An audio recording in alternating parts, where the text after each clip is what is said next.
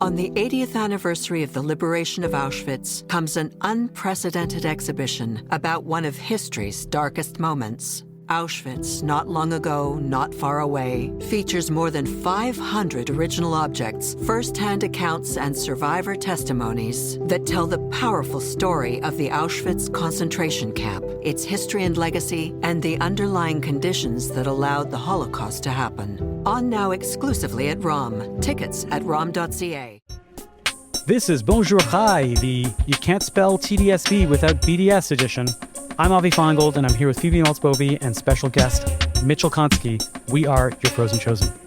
On today's show, we talk about the fight at the Toronto District School Board over an anti-Semitism report. We also get into the larger questions of Jews in public schools and current events education. All this and more coming right up.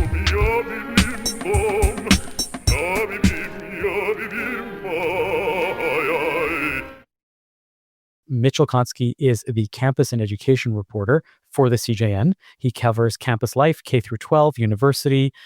His Sunday syllabus is a must read if you want to know about all the issues surrounding schooling and Jews in Canada.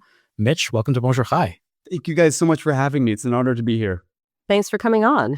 So can you start by telling us a bit about your beat with the TDSB? Meaning, what does it look like to cover the TDSB the past few months and leading up to what's been going on the past week or so? Yeah, so when I was officially brought on to the CJN, I wasn't supposed to be covering anything but post-secondary education. It was supposed to be universities from coast to coast specifically. And then there's been a lot of stuff going on, specifically the TDSB, that has caused me to expand my beat to more generally focus on education in Canada. You know, a few months ago, there was a protest for the Grassy Narrows River Run, which then devolved into an anti-Israel chant for a lot of the students that were not sanctioned to be there. A lot of parents got upset, and it caused a lot of backlash in the community. There has been discussions about what to do in terms of a lot of the anti-Zionist sentiment that has trickled into TDSB school systems and what to do about this unprecedented rise in anti-Semitism, not just in the TDSB, but, you know, in schools throughout the country. And so my beat has now expanded into that. And then it's really, it started focusing on what happened last week with this anti-Semitism report. So yeah, tell us about this report. And apparently there were two very long meetings about it. So let's start with the report itself and then tell us a bit about the first meeting about those discussing it. Yeah, so both of these meetings, they started at 4:30. They were virtual, thank God, but it started at 4:30 p.m. to 11:30. So these were extremely long meetings. And this was essentially to vote on whether or not the Board of Trustees should receive this new anti-Semitism report. I'll tell you about this report before I get into what actually happened. Could I just ask what it means to receive a report? Like would they ever not receive a report? Yeah, so that's a great question, Phoebe.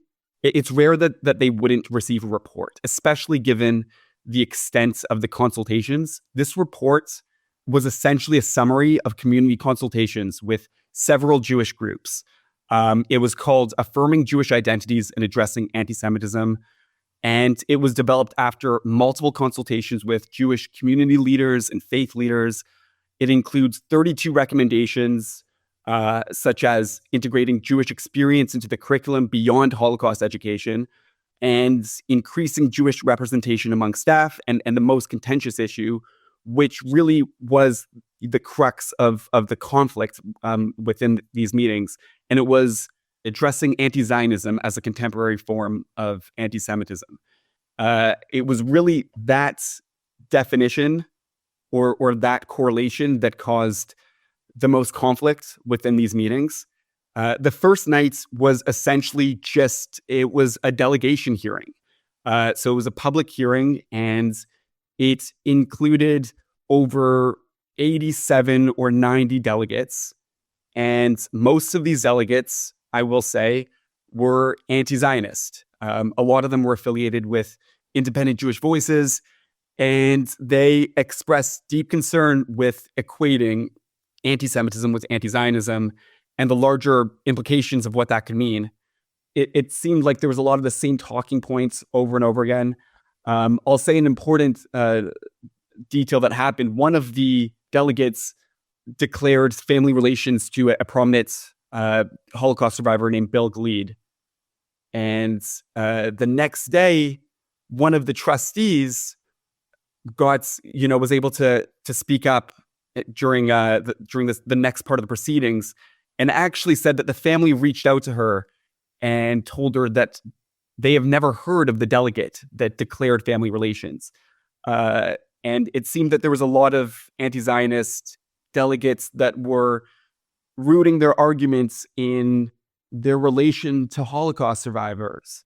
Okay, so this is something I really wanted to just jump in and ask about, the sort of who's who of this, because this is something I've wondered about just generally in post-October 7th tensions in Toronto, and about like who's speaking for the Jews, sort of a perennial Bonjour Chai question. But of the anti-Zionist delegates, how many were Jewish, would you say, like proportionally? So that's a great question. I think they all declared that they were Jewish. We actually reached out to the DDSB to ask them what the process of verification was in terms of anybody's identity. We didn't get a response. So they all said that they were Jewish. So something I just want to bring up about this is, on the one hand, I am not somebody who says that if you're an anti-Zionist, you're not really Jewish. I'm the least interested in telling people this. On the other hand, I have seen stickers up, flyers up, whatever, all over my bit of Toronto that say Jews for a free Palestine. And like, as much as I will respect the Jewish identity of other people, do I respect the Jewish identity of a sticker? Do I know what that even means? You know what I'm saying? So like, what I found interesting, just demographically, knowing how many Jews there are in Toronto, how many Jews there are roughly in this part of Toronto, you would think that everybody for a free Palestine is Jewish. Maybe that's the case. I wouldn't rule it out. I just don't know. And I feel like it's something that's very hard to sort of verify. I think that's true. Something that's really interesting is that the superintendents that were behind this report, which again, I want to emphasize, this report was not, it was not a series of prescriptions. It was not a strategy. It was no official policy. This was essentially a community outreach summary. It was a community report of consultation. This is what the majority of the Jewish community who they interviewed said. And the important factor here is that this was called one of the biggest community consultation reports in TDSB history. The overwhelming majority, and they did clarify that there was some fringe groups that were anti-Zionist, but within this report there was a majority that did equate anti-Zionism as a contemporary form of antisemitism. So yeah, it begs the question. You know, this report does not ignore the fact that there are a lot of Jewish anti-Zionists, and it actually also identifies the fact that in order to develop an effective strategy, there would need to be further consultations in the next phase with people that don't identify as Zionists. Just one more demographic thing, and then I will let Avi speak, I promise, which is just that we had guests on from the New Israel Fund, right, to talk about that survey that showed that 51% of Canadian Jews are was it only 51% are Zionists or something like this? But then, like, when you look at the percent that want Israel to exist as a Jewish state, it's like virtually all. So this is an important piece in all of this. Essentially, a lot of the anti-Zionist delegates in the first public hearing, they brought up this report it's actually by the New Israel Fund of Canada, and it found that 51% of Canadian Jews do not identify as Zionists. But it also states that 94% of Canadian Jews support Israel's right to exist, which in many definitions is the definition of what Zionism is. So the survey didn't offer too much explanation as to why. I mean, there could be a lot of reasons that we can imagine, one of them being that calling yourself a Zionist right now isn't the most popular thing to do, at least publicly. We had them on, for the people who made this. Yes, we've discussed this on the show before, and yeah, that was a big part of our personal upshots. Right. So what did they say? Did they give further explanation? from what I recall, I believe that they said that there was definitely some issues that they thought of after the fact that they should have asked more clarifying questions. But I think that there was a recognition. It's impossible to know for sure, but there was a recognition that likely was that Zionism is a political term for a lot of people, and it's loaded. They support Israel, but they recognize that Zionism has a lot of messiness attached to it, and they want to stay away from that term specifically. Well, a really important thing that we have to mention is that they said that this had never been asked in those terms before. So they don't actually know if this is fewer identifying as Zionist or more. So that, I think, is a really important piece. If we can't really say, oh, well, this shows a shift in such and such, because they don't know. So by the end of the first meeting, you have all of these people speak. There's no vote, there's no nothing. It's just a presentation of different people's saying what they want to say, right? That's my sense. And then by the second meeting, there was a vote. I believe what happened with this report. Did it go into purgatory? Was it adopted? Was it rejected? What's the procedure? I know that it gets really technical in terms of procedures of the TDSB. Give us the highlights. What we actually need to know. Well, Kay, what I think one of the most interesting parts of the second meeting is that a couple of the trustees tabled a motion to send the consultation report back to staff, which would essentially defer the process for several months, maybe a year. And the reason that they proposed that motion was because they felt that a lot of the delegates that spoke the previous night, their voices weren't accurately reflected in this community consultation report. Now, it's also important to identify the fact that this report was not definitive. There was key parts that outlined the fact that further consultations were required. Essentially, what it did is it talked to numerous Jewish groups. It had 32 recommendations. None of them were definitive strategies. And it specifically mentioned the fact that further consultations are required.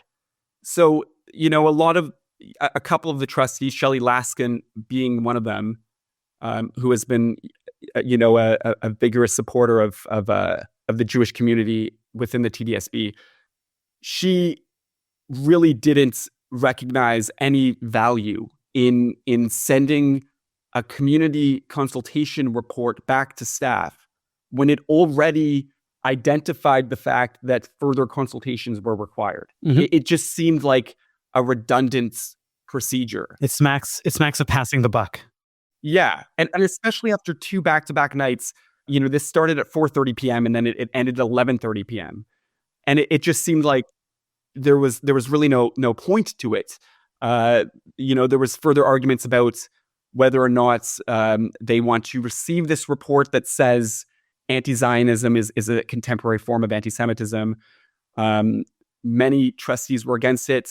A few were for it. It just it just seemed like we were going in circles for a long time.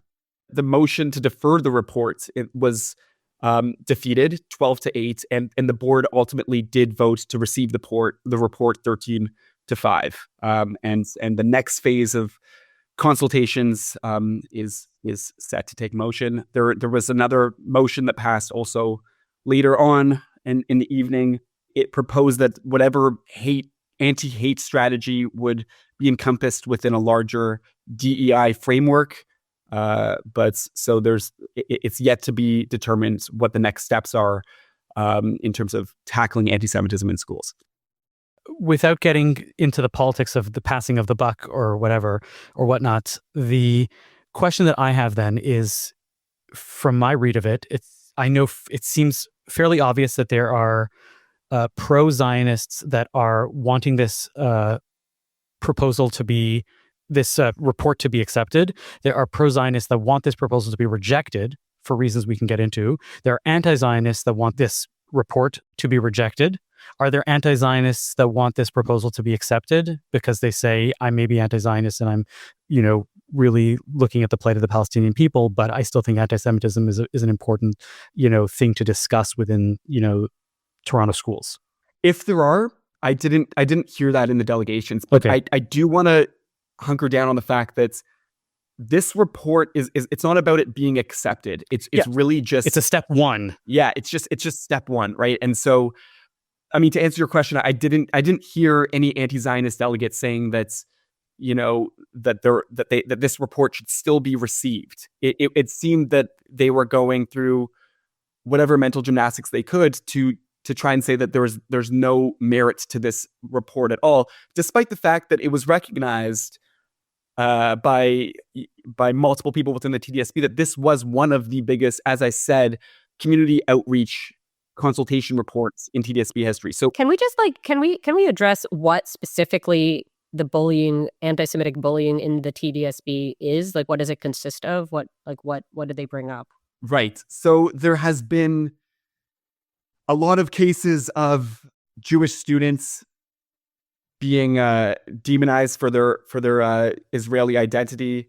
There has been, but for their Israeli identity, so some Jewish pro-Israel delegates talked about how their children were told to remove their Star of Davids in classrooms By teachers or by other students? By other students.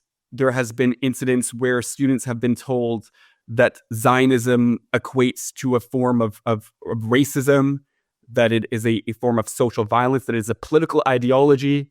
Once again, told by their, to sort of ask Avi's question here, again, was this like in a lecture from a teacher, or was it from a classmate? And was it that they heard somebody saying it, or was somebody like, you, Jewish classmate, Zionism is racism? Certain Jewish parent delegates expressed that this was coming from teachers.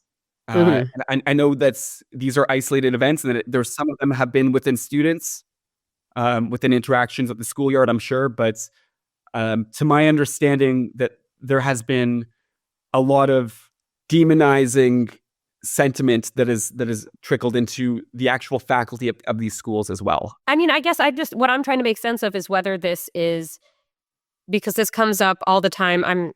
Forgive me for being a bit of a New York provincial person, but whenever I've read about things in my own hometown, there's much more discussion, I think, of anti-Zionism veering into anti-Semitism being taught than a discussion of everyday bullying of Jewish kids in the sort of like 1950s style, somebody throws a penny down and has the Jew pick it up sort of bullying. Right, yes. So I have a kid in TDSB and another who will be starting in TDSB next year. And I know that there are the inclusive pride flags in front of public schools in Toronto. And I think of that as kind of like an anti-bullying safe space measure that is specifically about LGBT students and families and faculty and so forth, but is also kind of a general, you shouldn't be bullying people on the basis of who they are. Everybody's welcome here kind of message. But this seems like a little bit like it's a different question. It's more about what's being taught in the schools rather than our kids being mean to each other on the basis of identity.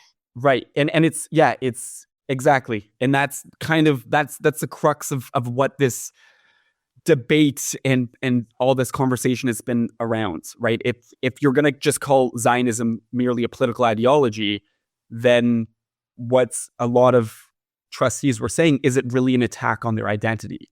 This report seems to suggest that the vast majority of the Jewish community, at least the people that were reached out to, the community members that were approached, they do correlate Zionism with their Jewish identity, and so they feel that calling it a political ideology and attacking it in any way is just a simple form of anti-Semitism. What's also important to mention is that a lot of the anti-Zionist delegates, they feared that receiving this report would mean that they would no longer be justified in criticizing the IDF or Netanyahu's government or anything to do with the state of Israel. They feared that receiving this report would dismantle any legitimate criticism of Israel. And what a lot of the pro-Israel delegates suggested is the fact that, there's a stark difference between legitimate criticism of Israel and the demonization of Zionism, right? And I'm sure we can think of specific examples of how that might be the case. Well, I mean, wouldn't this fall along the lines of just sort of general anti-bullying versus other things? Like, I guess what I'm saying is there's a difference between somebody saying in a classroom that they think Zionism is a form of racism and somebody turning to a specific child and pinning that on that child because the child's Jewish, because that child is Israeli, because that child is wearing a Star of David necklace, whatever. And that this is a lot about like behaviors and not about beliefs entirely. Like that the same, like you could say something neutral to somebody, but if you turn and sort of snarl it at them, it becomes hateful.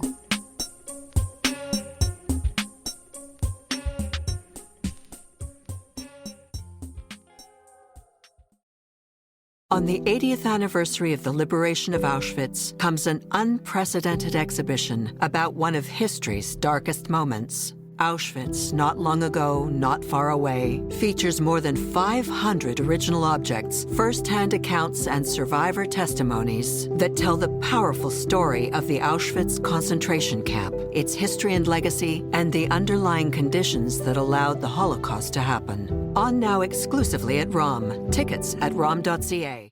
I'm getting the sense that in terms of what's actually going on in schools at the TDSB is that, and probably elsewhere, that there's two different things. There are kids bullying kids using whatever slurs that come to mind in this, because right now it's a politically charged atmosphere. They're using Jewish smears and Jewish anti-Semitic tropes, but that's just bullying by kids.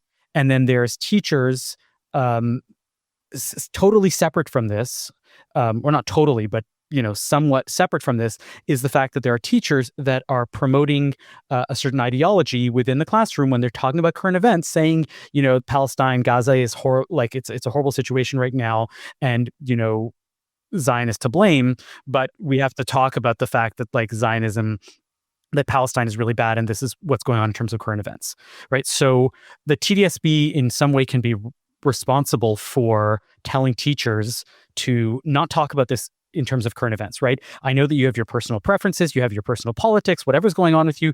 We don't talk about Palestine in the classroom because it is a contentious thing. That could happen in theory, right? And to get kids to get away from bullying is a much different discussion. Bullying happens all the time. It is one of the most pernicious things that happens in schools, since time immemorial with kids, and it's not going to go away just because there's a report and because people decide, anti-Semitism is bad and we have to fight it. Right? So these are the two things that are going on here, and the people that are urging the TDSB to adopt this report, to receive this report, to act on it, assume that because we are going to turn into fighting anti-Semitism, it's all going to go away within a month, because now we have action from the TDSB, which can happen at this, creating a policy right away and saying teachers shouldn't talk about current events. And I actually have a lot of thoughts about that, because why should schools not talk about current events?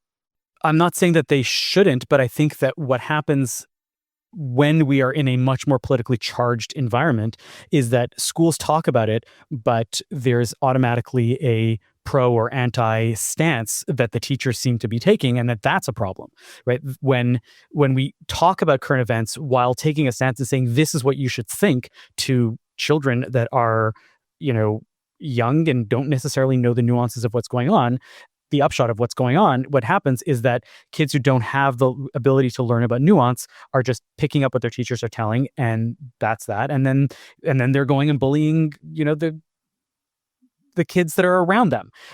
I'm not sure about the notion of current events in school. I think that it's an open question. I think there's so much, because as soon as you open up the idea to current events, then everybody who is in the school and who is represented as a minority in the school, as an other in the school, is going to say, well, what about us? We should talk about my current events. We should talk about my issue. We should talk about my, whatever. Well, I think there are all different ways of teaching things. I mean, you could say there could be an assignment that's find a news story and write about it, wherever not everybody's writing about the same news story. You know what I mean? Like there are different but if a teacher, ways if a teacher then goes and says, if you find an article from the Jerusalem Post or Times of Israel, then you automatically get a 0 So in that sense, I think what's the question at hand here is, how do you deal with the idea of anti-Semitism and bullying?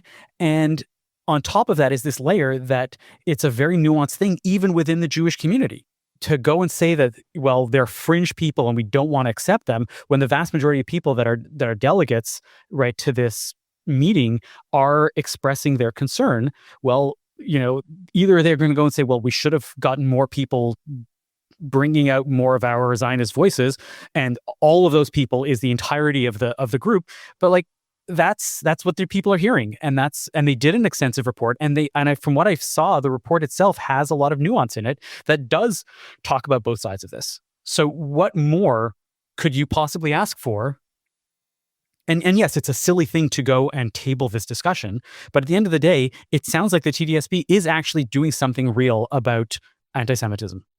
They're trying to. I mean, look, I want to bring up one part of this report, which was a recommendation to have safe spaces for Jewish students. And this ties into what we were just talking about in terms of this being a two-faceted problem. One of it being the fact that teachers could be imposing a political ideology without nuance. The other being that this is a result of student bullying and peer bullying. Putting kids in a separate physical space, that's a form of isolation. I don't think that that's going to help. Is the recommendation that they wanted to have classrooms and all classes for Jewish students should be separate from everybody else's? Or is it this like you have a lunchtime club where you have a safe space for the Jewish students? My understanding is that it would be a separate room, more like a lunch space. It would be a space where Jewish students could go if they feel in any way that they're being made unsafe because of their Jewish identity. And I mean, it was fairly vague in the report. There was not too much detail. It was, as I said, just a recommendation, not a specific strategy in mind. But a lot of Jewish groups really did reject that notion, including CIJA, including Jeffa, because they believed that had sort of this heavy reliance on DEI policies. And critics such as Jeffa believe that, that it's really just this hierarchy of victimhood, and it really fails to address the root cause of anti-Semitism when you're really just putting the problem in a separate room. How is it different than pride clubs or a bunch of students that are from Niger and they decide, at lunchtime, we want to hang out together. Can you give us a space? Yeah, I mean, I think the difference is ultimately that would be a club that's rooted in pride and more of a club, more of a collaboration, more of an affinity group, right? Like it's an affinity group. Yeah, well, this is a space to go when you're afraid. It's a safe room, essentially. That's how it was proposed. I guess you just have to rebrand it, if you ask me. Right, maybe it's a branding question, but I mean... But this came up during the encampments also, right? This whole discussion of...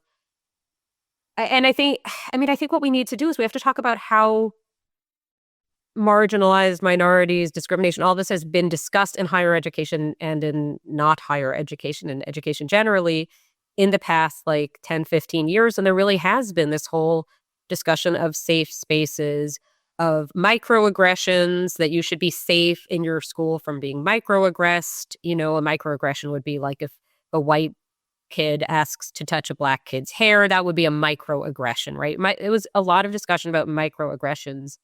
And then you had the encampments, and you had some Jewish students saying, hey, wait a second, I'm being microaggressed. And people being like, who cares? There's Gaza, shut up, basically.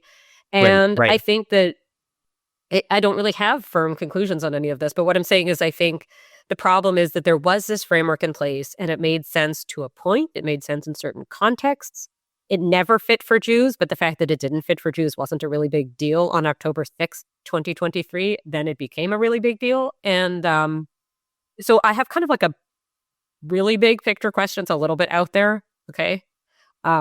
Which is, historically, Jews have been pretty into education, into higher education, into doing well in school, into being a good student, whatever. Not all Jews, obviously, are amazing in school. I had my share of non-amazing in school moments myself. But historically, right, like the people of the book valuing education, have Jews, do you think, as an education beat reporter generally, not about this specific TDSB story, are Canadian Jews put off by education at this moment in time? Because there is this real move to defund education, right? It's mainly in the US, but to some extent in Canada. Are Jews part of that? Are Jews like, screw it, education's all about saying that Jews suck? We've gone off at least mainstream education? I mean, I realize this is unanswerable kind of, but... Yeah, and I don't know if, because as you said, it does seem that the Jewish community has valued education so deeply, and I don't think that has been totally derailed.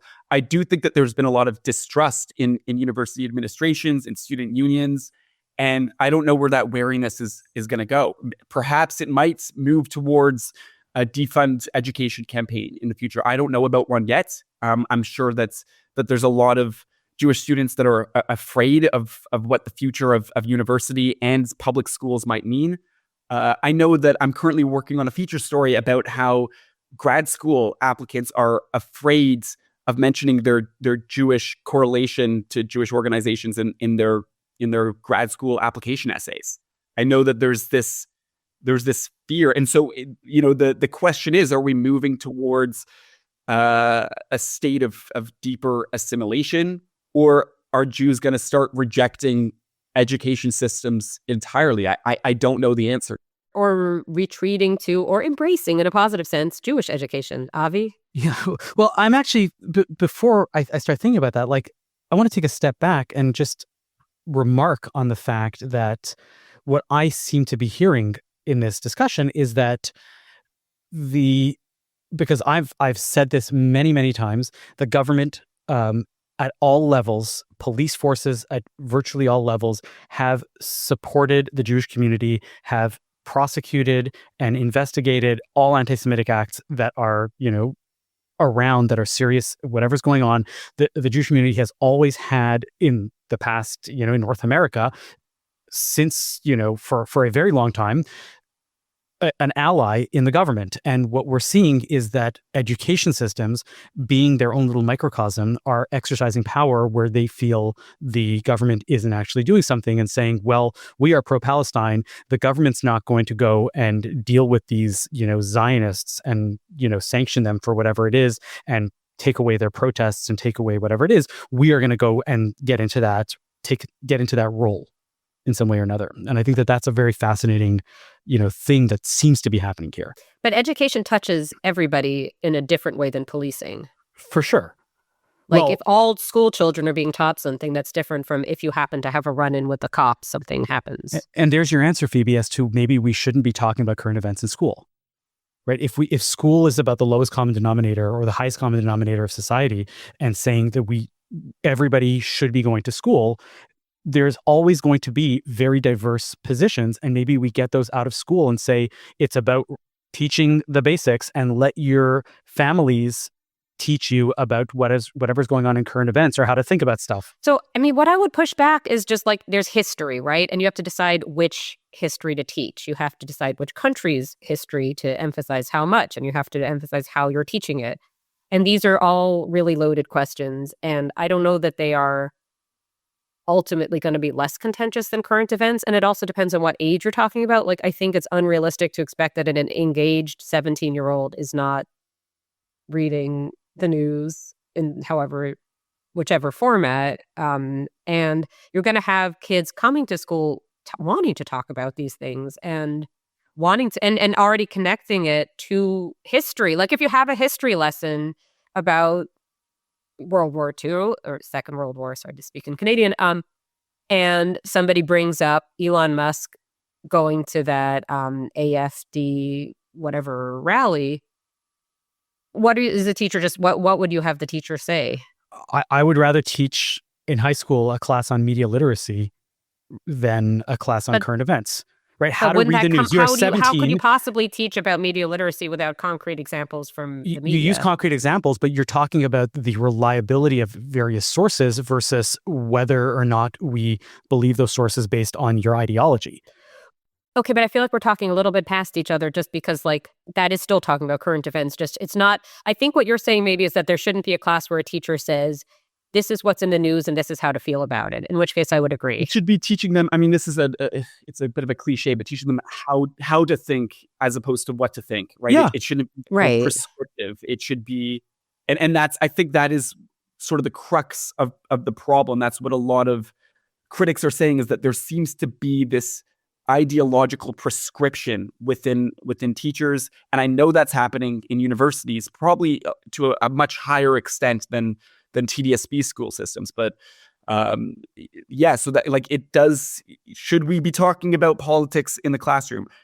I mean, yes, to a certain extent. I think that as Avi pointed out early on, there needs to be nuance. And as Phoebe said, you also have to decide which history you want to talk about, or which history you want to assess. I think at a certain point, when kids graduate beyond TDSB and they go into university, there are specific courses that can tackle the complexity and the nuance of these discussions. But for teachers in the TDSB school system, it's possible that they're just not prepared.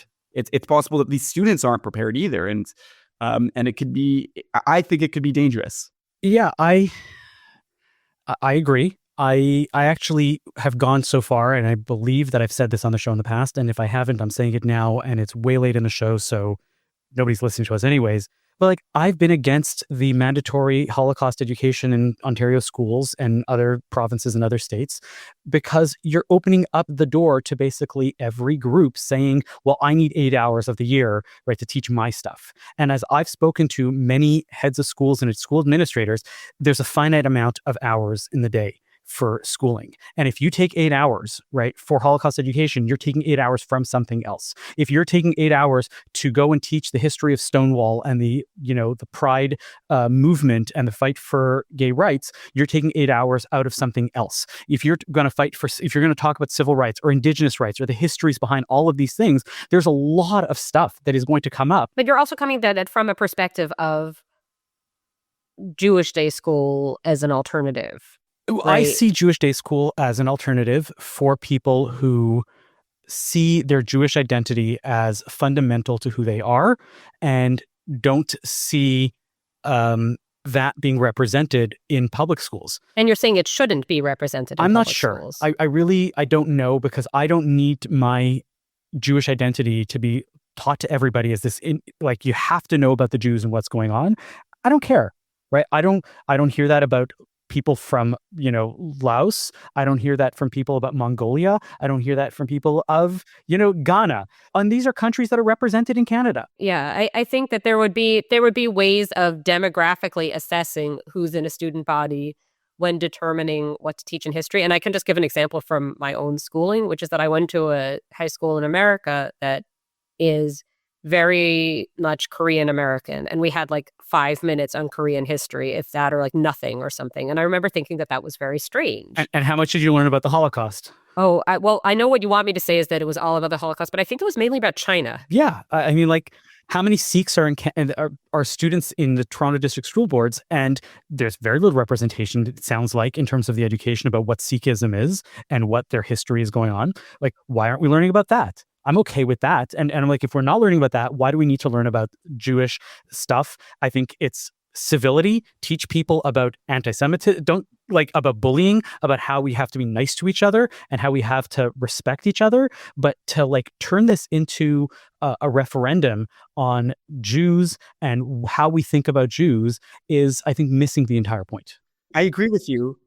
I just think that's, I don't know where this is going to go. I mean, I hear you. Maybe, like, are you suggesting that we just shouldn't be talking about anything beyond Holocaust education? We should just keep the curriculum. I'm even questioning Holocaust education. I'm like, it's important for people to know, but you want to get, there's so many things in which we need to be educated to be functioning adults in modern society, but we don't learn those things all the time in school. I hear you. I mean, I would have loved to learn how to file my taxes in high school, right? And instead I learned about equations that I really have never needed to know. Yeah. Since, but I really think that in this particular moment, when there is so much Holocaust distortion and Holocaust denial, I still do believe that it's important to an extent, but I also hear you. I think that there's so much to cover and there's so little time.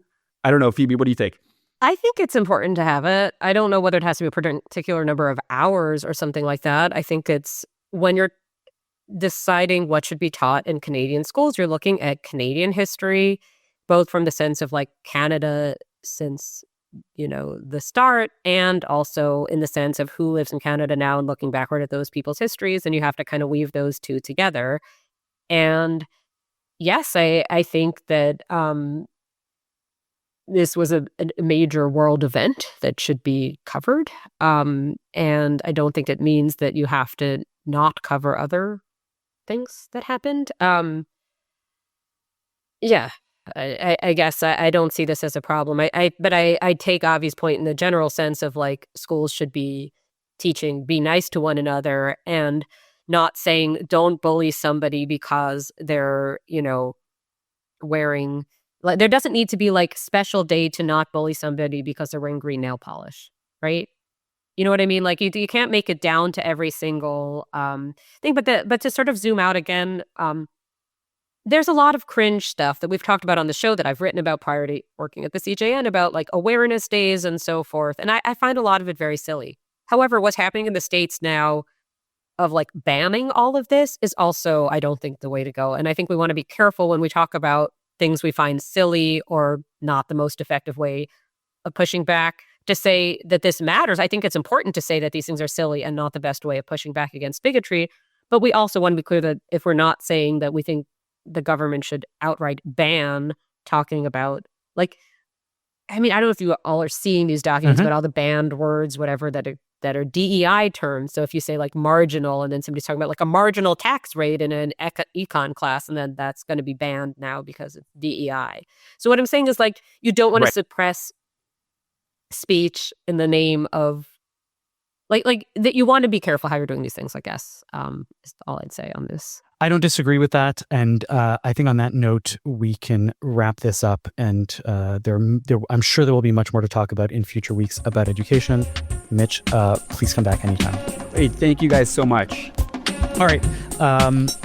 Let's get to our nachas right after this.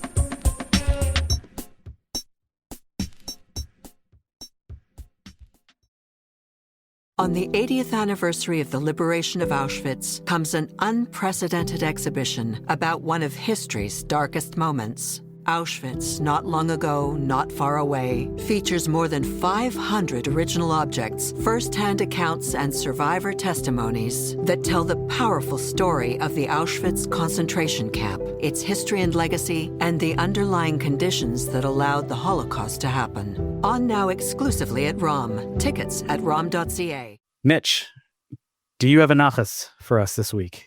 I do. I just want to express my nachas for my mom, who just welcomed me and my girlfriend to her Airbnb in Florida. And we had a nice little escape from this endless winter. And I'm really grateful for that. That is great to hear. I wish I had an Airbnb in Florida right now. Phoebe, do you got a nachas? Do you have a bregus? What do you have for us this week? I have a bregus, and it's kind of related to the weather. I have not escaped to anywhere. And there's a lot of discussion these days about accessibility and everybody feeling welcome and so forth. And a lot of it is in this very abstract way.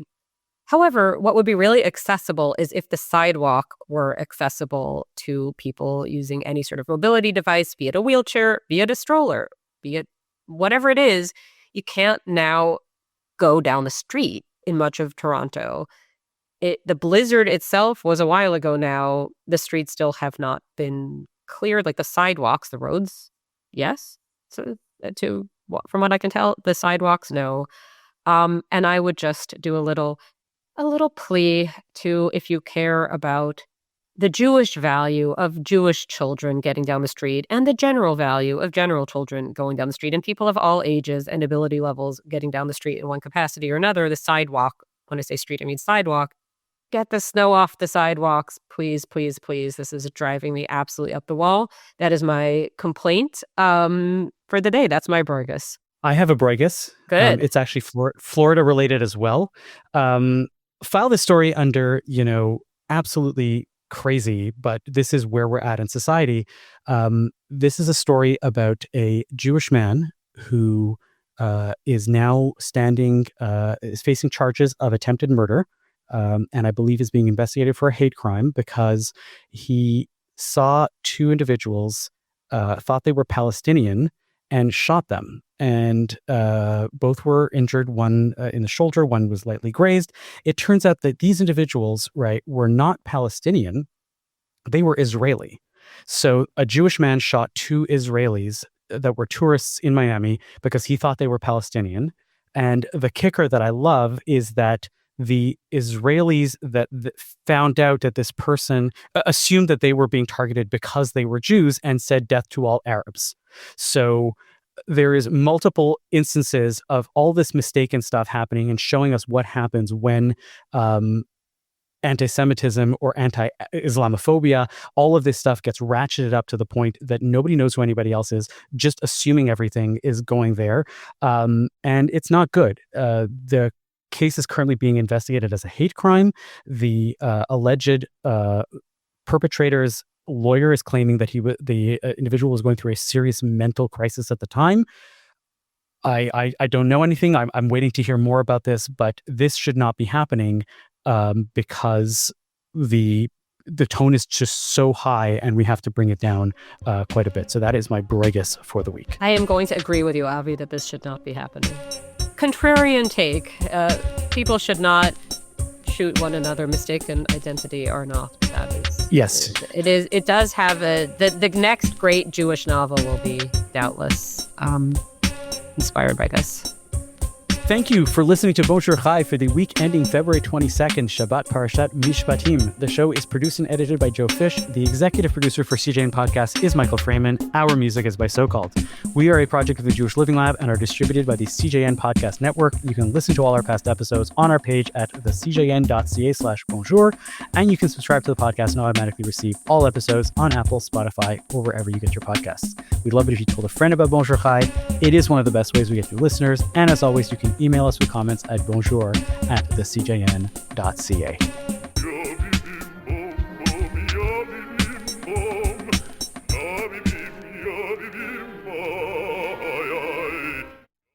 On the 80th anniversary of the liberation of Auschwitz comes an unprecedented exhibition about one of history's darkest moments. Auschwitz, Not Long Ago, Not Far Away, features more than 500 original objects, first-hand accounts, and survivor testimonies that tell the powerful story of the Auschwitz concentration camp, its history and legacy, and the underlying conditions that allowed the Holocaust to happen. On now exclusively at ROM. Tickets at rom.ca.